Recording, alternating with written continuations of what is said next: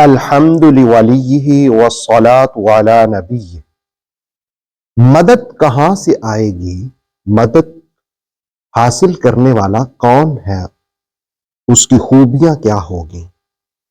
سورہ بقرہ کی آیت نمبر 45 اور 46 کے ضمن میں ہم جانتے ہیں اور یہ بات بھی جانیں گے کہ اللہ سے ملاقات کا جو شوق رکھتا ہے اللہ رب العالمین اس کے بارے میں کیا چاہت رکھتا ہے۔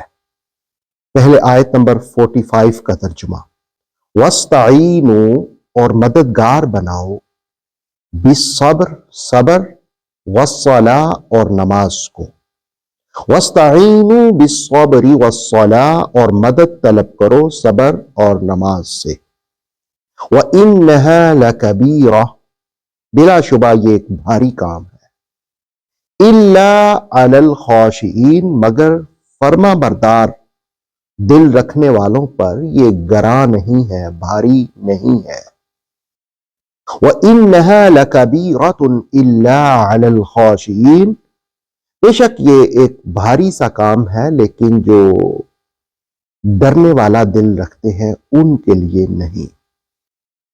سورہ بقرہ کی آیت نمبر 46 کا پہلے ترجمہ ملاحظہ کیجئے، الذین یظنون وہ لوگ جو یقین رکھتے ہیں، ویسے ظن بمعنی گمان ہوتا ہے لیکن یہاں بمعنی یقین ہے، وہ لوگ جو سمجھتے ہوں انہم ملاقو ربہم کہ انہیں بہرحال اپنے رب سے ملنا ہے، وَأَنَّهُمْ إِلَيْهِ رَاجِعُونَ یقیناً ان سب نے اسی کی طرف لوٹ کر جانا ہے۔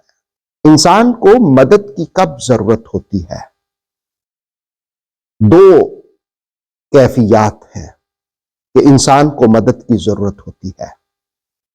پہلی یہ کہ جس وقت دشمن حملہ آور ہو، اور انسان کا سب سے بڑا دشمن شیطان ہے۔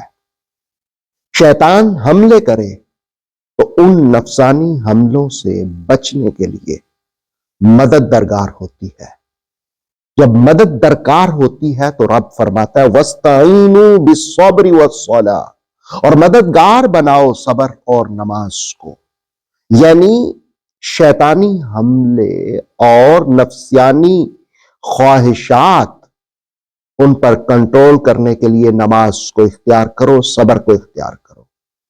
اور دوسرا یہ کہ انسان ضعیف ہے، انسان کمزور ہے، بہت سارے ارادے کرتا ہے لیکن پایہ تکمیل تک نہیں پہنچ سکتے، تو ایسی صورت میں بھی انسان کو مدد کی ضرورت ہوتی ہے۔ تو فرمایا وَاسْتَعِینُوا بِالصَّبْرِ وَالصَّلَاةِ نماز اور صبر سے مدد حاصل کرو۔ تفسیر تبصرہ میں، تفسیر روح البیان میں، تفسیر قرطبی میں اور مظہری میں بھی اس بات کا ذکر کیا گیا کہ رسول کریم صلی اللہ علیہ وآلہ وسلم کو جب بھی کوئی معاملہ، کوئی امر غم میں ڈالتا تو آپ نماز میں مشغول ہو جاتے۔ گویا نماز غموں کو، پریشانیوں کو دور کرنے والی ہے۔ اور ابن عباس رضی اللہ تعالیٰ عنہما کے بارے میں ہے کہ ایک سفر میں تھے، ان کو اطلاع ملی کہ ان کی لڑکی کا انتقال ہو گیا۔